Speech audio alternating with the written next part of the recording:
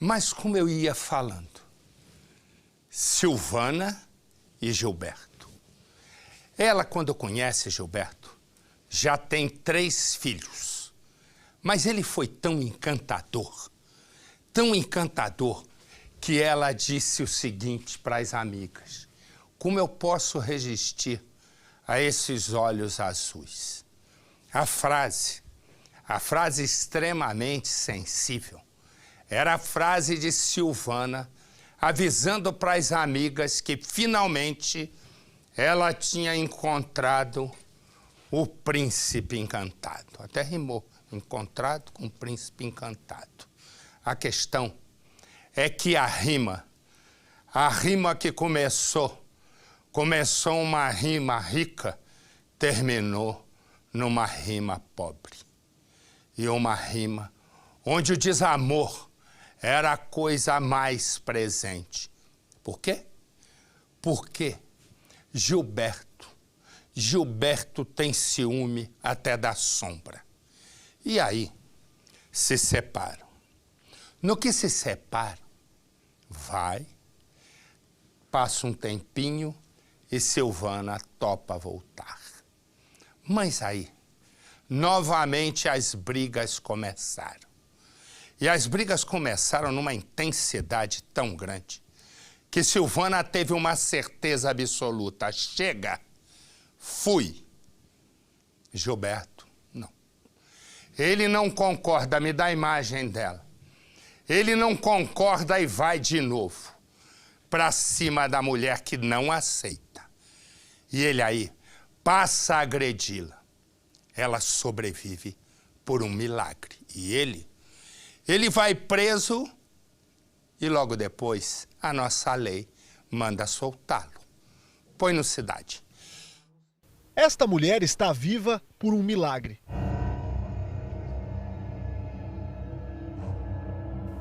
Veja como ela ficou. Silvana sobreviveu e quer contar a própria história de amor e ódio. Cheguei no hospital, o médico falou: olha, foi por Deus, viu? No outro dia, o médico passou, um médico muito bom que me atendeu. Ele falou para mim: foi por Deus que você não morreu, porque foi feio o negócio.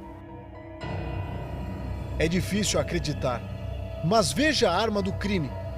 É uma picareta. Foi com este objeto usado para quebrar pedras que o ex-namorado a atacou.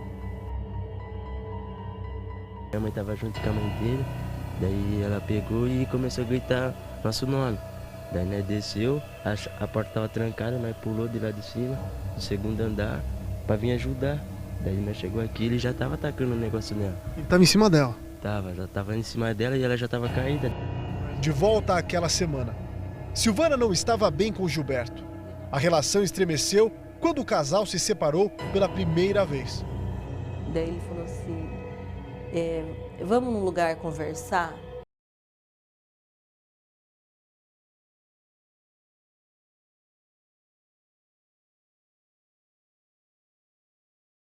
Só nós dois para conversar. Tá bom.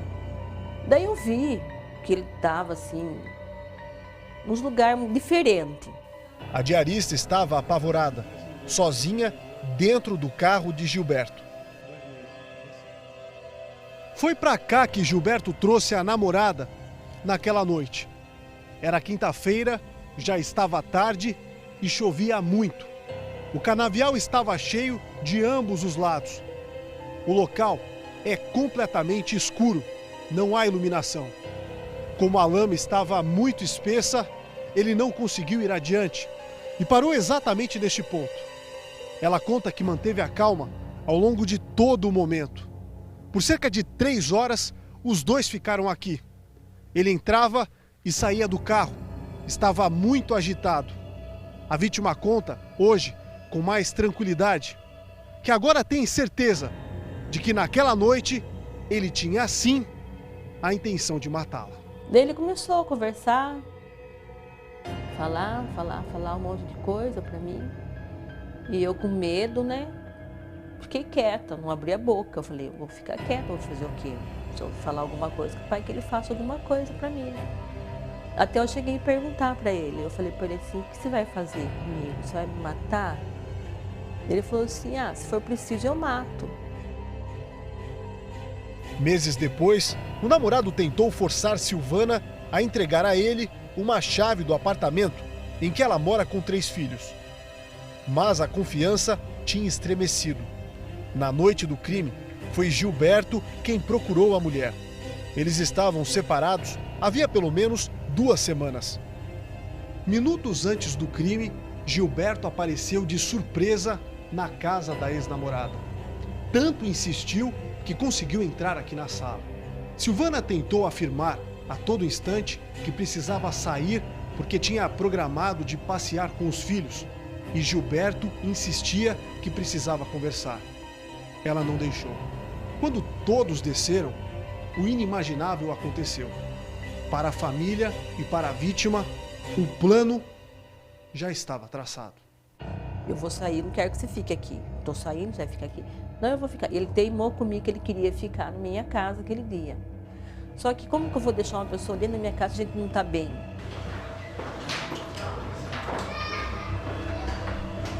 E seguraram ele, daí ligou pro resgate, tudo certinho, e o resgate falou que se demorasse mais uns 10 minutinhos ela não ia aguentar. Daí a população pegou ela e levou ela pro ponto-socorro. Mas Se os vizinhos não tivessem levado ela tinha morrido. tinha morrido.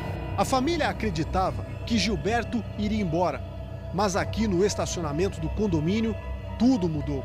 Eu vi que ele foi no porta-mala do carro, abriu o porta-mala.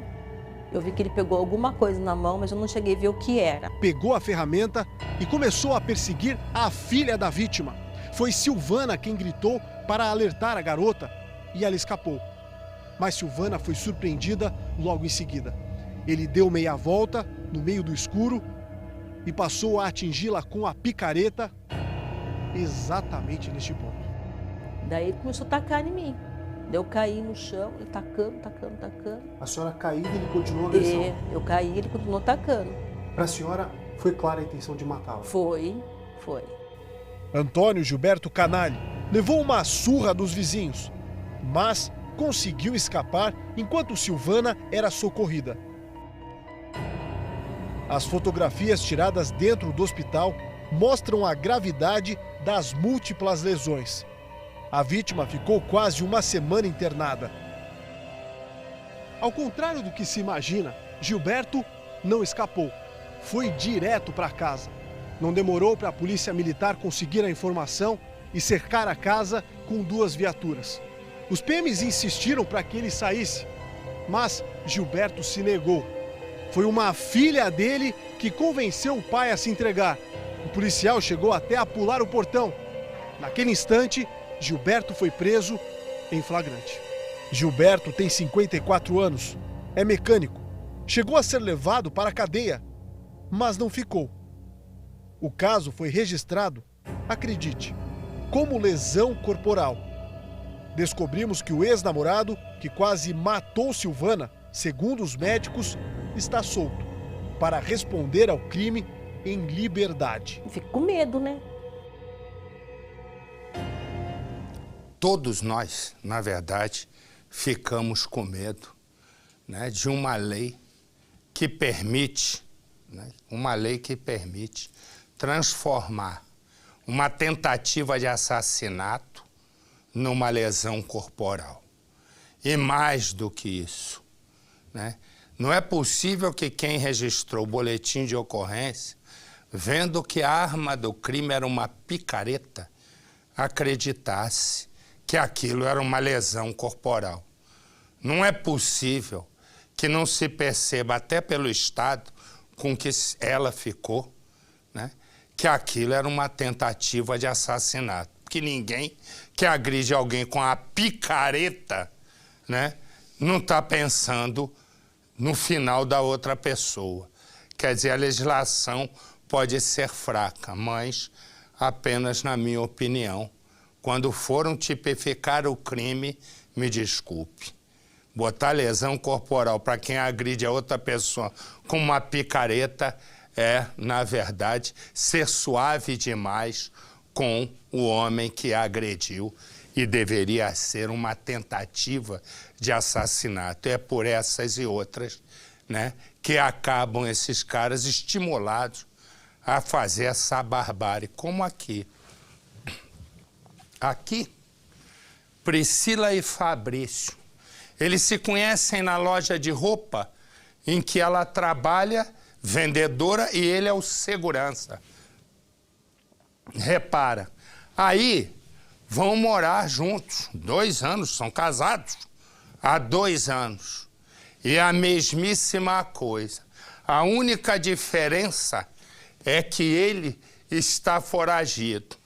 O que acontece? Começa a brigalhada, ela não aguentar mais. Para ter uma ideia, ela pediu tanto por socorro, ela está viva, que também é outro milagre, né? Ela pediu tanto por socorro e ninguém a socorreu. Ela mudou de cidade, mudou. Imagina se ele não foi seguindo passo a passo o destino dela. Cada caminho que ela percorria, lá estava ele atrás. Estava como se fosse a sombra, não é? Naquele dia ela está saindo de casa, ele dispara 3 vezes. 3. E o tiro pega. O pior é isso, os tiros pegam. Resumo, ela está internada, né? Internada, e só Deus sabe o que vai acontecer. E ele fugiu. Imagina quando vai pegar, mas vai. Porque já eu vou dizer, se você viu esse homem, põe no Cidade. Priscila Ribeiro, de 32 anos, queria ir embora, mudar de cidade, abandonar a vida ao lado da família em Mojimirim, na tentativa de fugir do alcance do ex-namorado. O vigilante Fabrício José Bazan, de 43 anos. De umas 2 semanas para cá, ele ficava no quarteirão, parava nas esquinas, guardava a moto no meio do mato, em terreno baldio, e ficava espiando a casa dela. Fabrício sabia das intenções da ex-namorada. Em mensagens de celular, Priscila dizia que esse era o único jeito. Ela não aguentava mais a obsessão e perseguição dele. Não amava mais Fabrício. Em resposta, ele jurava que não ia fazer mal à amada. Bem diferente das conversas eram as atitudes de Fabrício. Ele andava armado e, na primeira oportunidade que teve, tentou contra a vida de Priscila. Priscila foi baleada com 3 tiros na porta de casa. O ex-namorado, que jurava amor, não quis deixar a ex-namorada partir. Fabrício esperou Priscila na calçada até ela sair de casa. Os dois chegaram a conversar, mas como ele não conseguiu convencer que Priscila reatasse a relação, partiu então para a violência. Se Priscila não fosse dele, não seria de mais ninguém. O cunhado ainda conta que essa não foi a primeira vez. Em 2014 ele deu um tiro, só que ela estava namorando, ele deu um tiro nela, em Mogi Guaçu, que pegou na boca dela, e um no braço. Só que era de calibre 22, então só arrancou o dente. O casal se conheceu há 4 anos. Priscila trabalhava numa loja de roupas infantis onde Fabrício era segurança. Eles começaram a namorar e Priscila foi morar com Fabrício.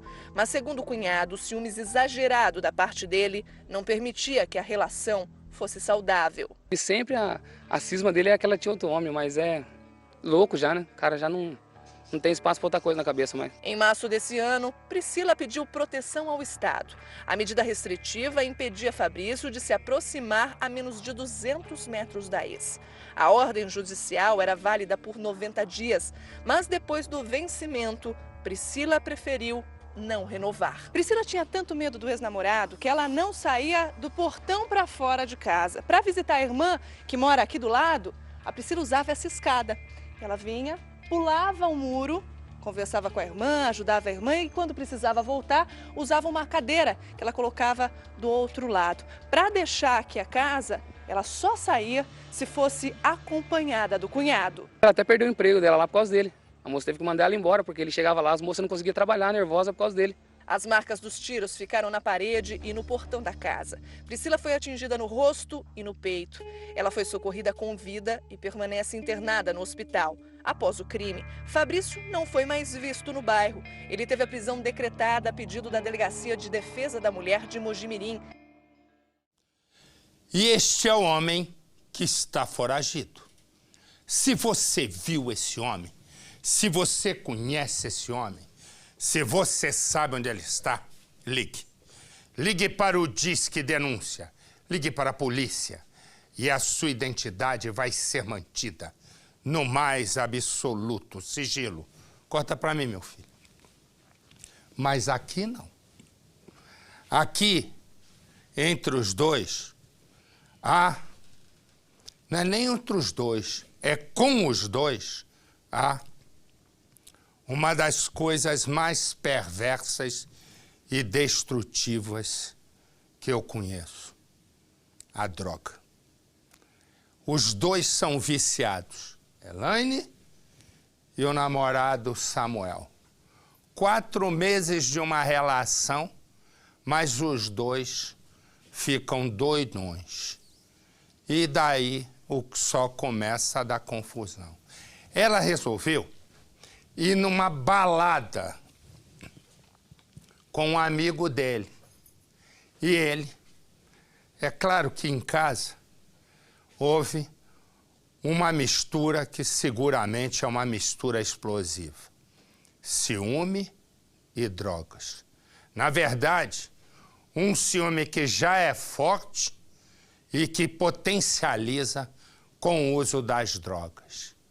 E ele fica doidão em casa quando ela chega da balada no meio da madrugada.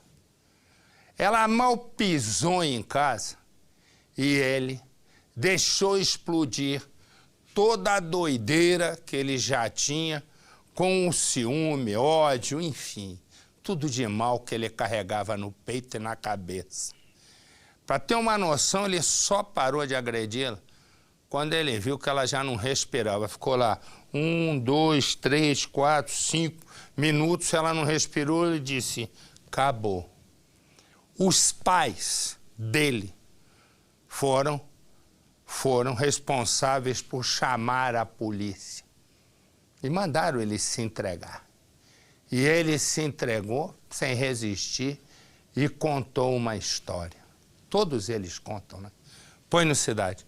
O crime aconteceu nesta casa que fica no Jardim Santo Antônio, em Goiânia. A vítima é Elaine Cândido de Souza, de 34 anos. Ela foi morta pelo namorado, Samuel Guedes Souza, de 25 anos. A Elaine tinha um relacionamento com o Samuel de 4 meses. E na noite do último sábado, ela quis ir para uma festa com um colega dele. Ele é usuário de drogas desde os 17 anos. E por causa disso, ficou muito nervoso com ela. Segundo os familiares dele, no dia ele já estava bastante nervoso, tinha dado bastante trabalho para os pais, quebrou algumas coisas dentro da casa. Inclusive, os pais precisaram até chamar a polícia, antes até do crime ter acontecido. No dia do acontecido aqui, ele ficou a parte da manhã toda muito nervoso, ameaçando eu, ameaçando minha esposa, ameaçando a irmã dele, o outro irmão, que é gêmeo com ele, de assassinato mesmo. Ele estava complicado esse dia, ele estava disposto mesmo a levar um. A Elaine também era usuária de drogas, ela usava crack. E segundo informações, era garota de programa. Usava do dinheiro dessa prática para comprar drogas e usar junto com o Samuel. Ela saiu da festa por volta das 3 horas da manhã e chegou aqui na casa dele. Chamou ele para os dois irem, como de costume, usar drogas. O que ela não sabia é que ele estava muito nervoso com ela. E já estava esperando-a com uma faca de serra dessas de cozinha mesmo. Ele veio aqui fora, os dois começaram a discutir e entraram. Eles discutindo, ela gritou, mas o que as pessoas não imaginavam é que ela tinha gritado porque estava sendo agredida, morta. Os vizinhos já eram acostumados com gritos, com bagunças, até porque os dois usavam drogas e não tinham limites. Aqui ele veio arrastando, dando vários golpes nela e trouxe o corpo dela aqui para o fundo. Vou mostrar para vocês. Para cá. Foi aqui que o corpo dela caiu. Acionei o bombeiro urgentemente, a PM, a Polícia Militar, e ele se entregou normalmente, sem sem ficar nervoso nem nada. Mas se aqui ele já... Ah, deixa eu contar que me chegou. Põe a imagem aqui para mim, por favor. Olha que moça linda. Quando eu digo que os bandidos decretaram a pena de morte e nós ficamos impassíveis, corta para mim, porque o Congresso Nacional tem muita gente lá que, em vez de votar leis mais rigorosas, querem, na verdade, abrandar. Alguns querem até votar lei para evitar que juízes e promotores possam agir, né? Para tentar se livrar da cadeia que virá. Como é que a gente pode acreditar num Congresso onde pelo menos 100 deles respondem a processo no Supremo Tribunal Federal? E o mais impressionante é que o Supremo demora para julgar, né? Todo mundo está esperando para acabar, para ver se o país, né, se recupere, cresce. A gente fica esperando. Vem cá, Supremo. O Eduardo Cunha já é réu em 2 processos. Vocês vão julgar quando? No dia de São Nunca? Né? E assim tem outros, né? Tem um monte lá, cheio de processos. E não se julga nunca, quando deveria se julgar.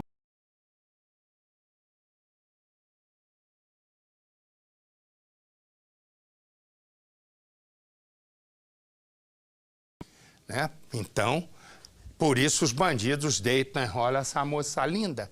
Está estudando oftalmologia.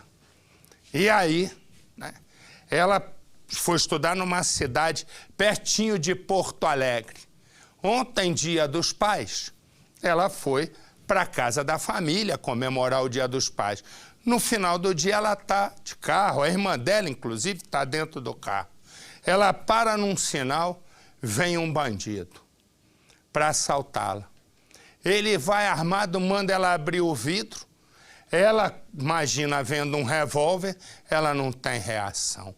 Ela se atrapalha e ele, pau, arranca, atira, mata a moça, arranca ela do carro. A irmã dela ainda conseguiu descer antes que o bandido levasse o carro.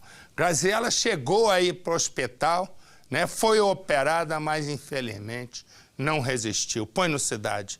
Graziela Miller Lerias, 32 anos, era médica e natural de Camaquã. Estudou desde muito jovem para conquistar o diploma.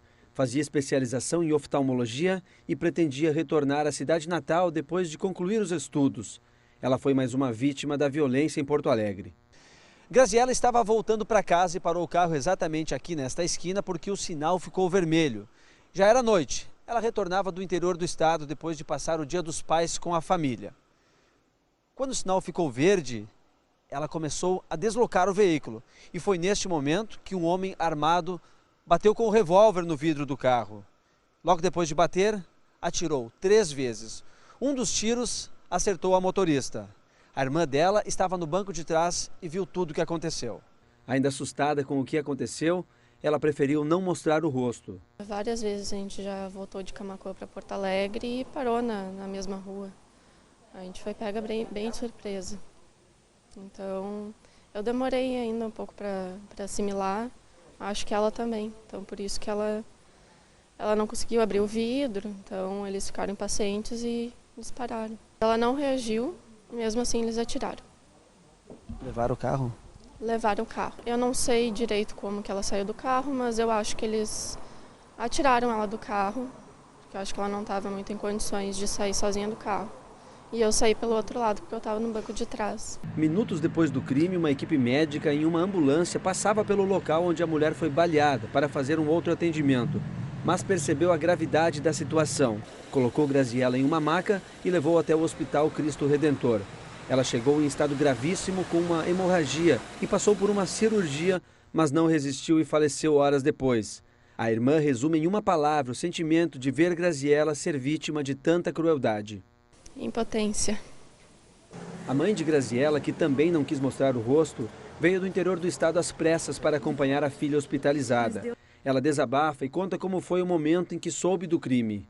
Ainda não consigo acreditar. Passamos um lindo Dia dos Pais junto com as 2 filhas E ainda na hora de elas saírem, eu ainda recomendei, não vão procurar não ir tão tarde, vão um pouquinho mais cedo e tal.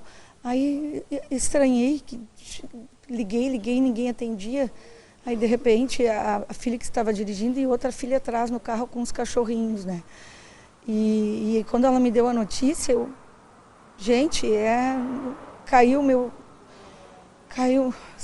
fugiu o meu chão. A mãe se emociona ao lembrar que a filha estudou tanto para ajudar a salvar vidas. Não é possível, a menina trabalhando, a menina estudando, terminando o seu fellow em oftalmologia, operando, passando os dias inteiros dentro do hospital, vai visitar o pai, trabalhando de segunda a sábado, vai visitar o pai e leva um tiro. Isso não tem cabimento, não pode continuar assim. E eu vou direto a Porto Alegre, onde a nossa Alisando Gato tem mais informações. Boa noite, Alisando.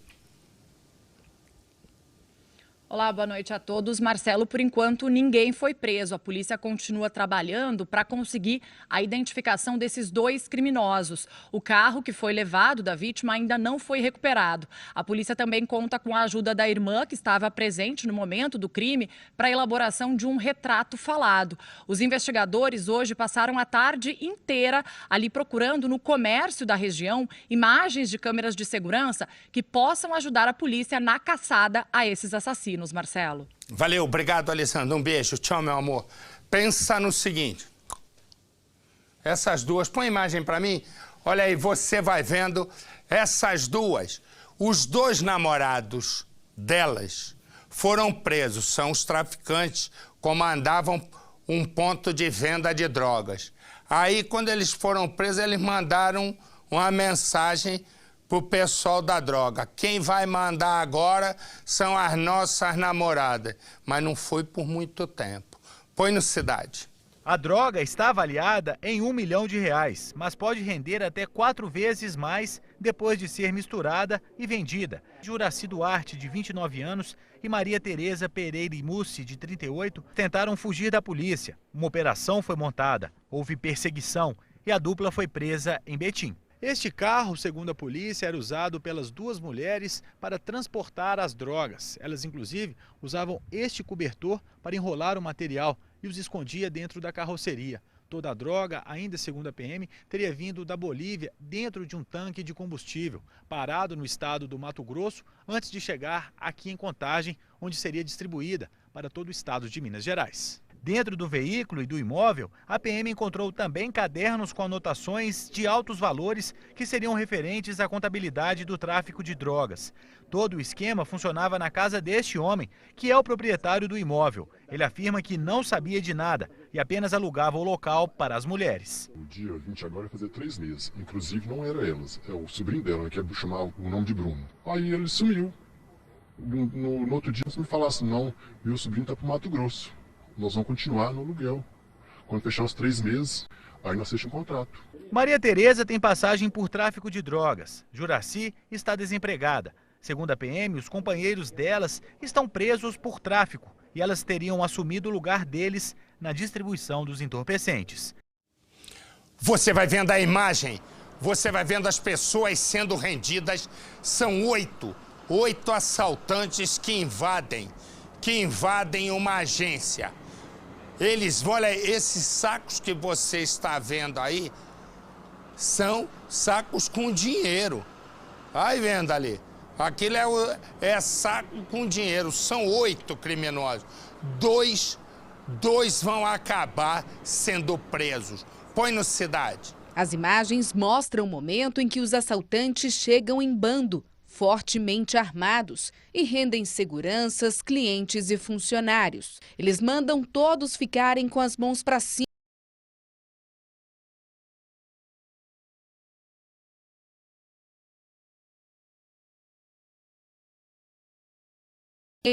Com medo, clientes e até seguranças ficam imóveis no chão.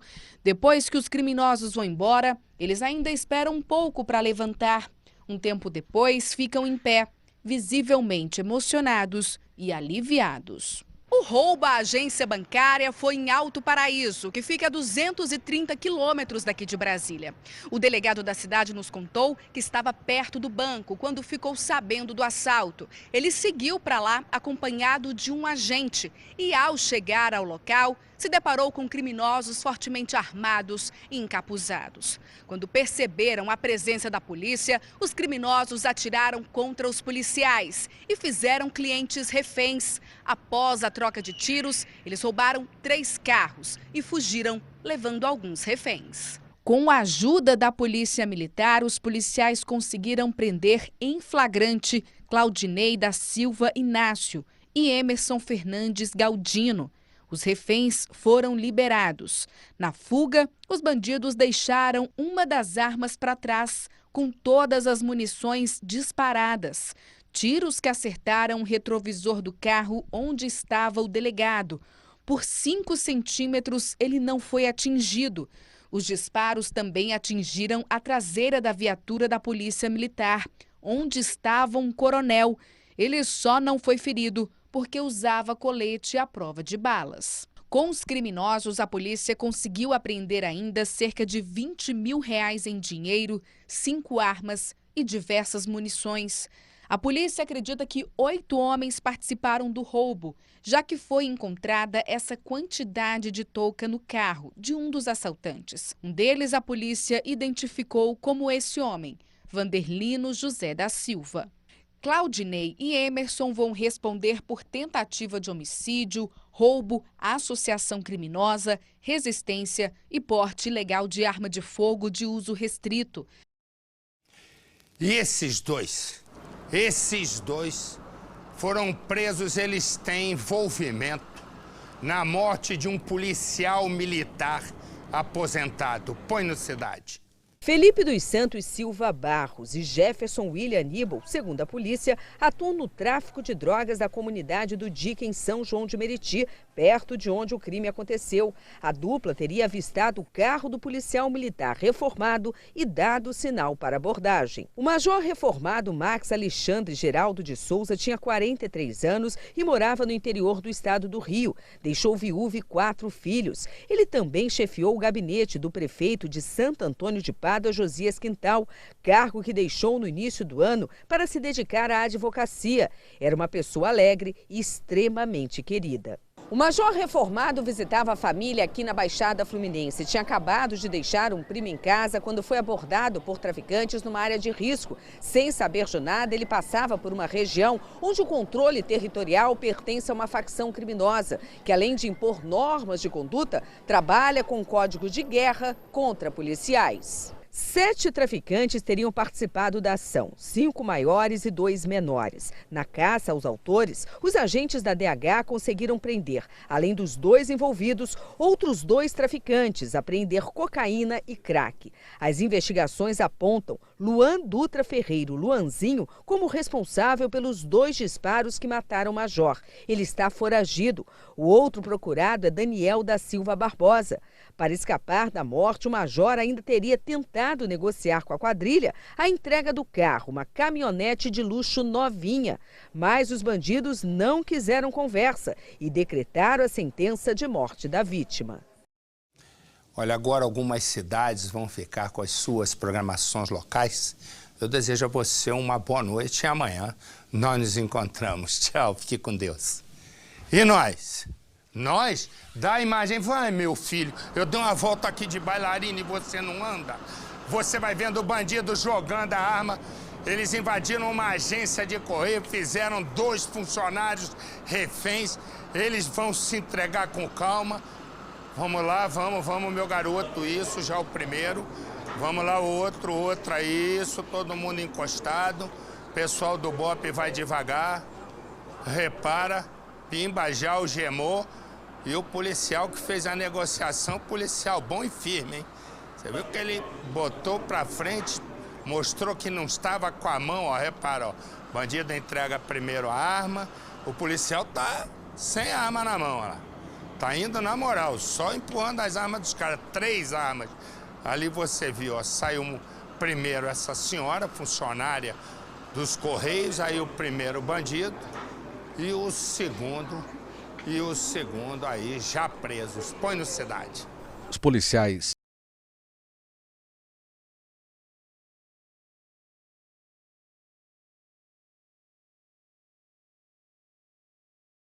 invadiram esta agência dos Correios, que fica aqui numa das principais ruas do bairro, e fizeram refém uma funcionária. E a negociação está já se desenrolando e os dois elementos prometeram aos policiais se entregarem com a presença da imprensa. Por isso, todos os cinegrafistas das emissoras que estão no local foram posicionados pela polícia exatamente aqui de frente à porta de entrada dos Correios, para eles verem que nós estamos aqui, perceberem que todos estão gravando as imagens para que eles possam se entregar. O policial do BOP, negociador, nesse momento conversa com os dois rapazes que invadiram a agência dos Correios e eles estão exigindo um colete à prova de balas, um colete balístico dos policiais para se entregarem. Momento de muita tensão, porque é exatamente agora que o negociador tem que usar de toda a sua habilidade para convencer os marginais que estão aí dentro a se entregarem sem fazerem nenhum ferido. Então nós temos um acordo, não temos? Tá. Fechou então? Aí você vê na imagem a funcionária de camisa branca já vai saindo. São dois funcionários, o de trás parece ser um segurança. Você vê nas imagens uma senhora já de idade. Que ela está saindo, o rapaz vai soltando a arma, um revólver. Jogou no chão, o rapaz de camisa cinza, manga comprida. E aí a funcionária na frente. O policial já retirou a arma que estava com um dos elementos. E agora a senhora funcionária vai saindo. Já libertada, já resgatada aí pelos policiais e dois elementos aí. Você vê um de camiseta branca e outro de camisa cinza. De camiseta cinza, os policiais agora do BOP entram no interior da agência dos Correios. Era um assalto, foi um assalto frustrado, né? Onde a guarnição chegou e frustrou esse assalto deles. E eles pegaram as pessoas que estavam ali de refém.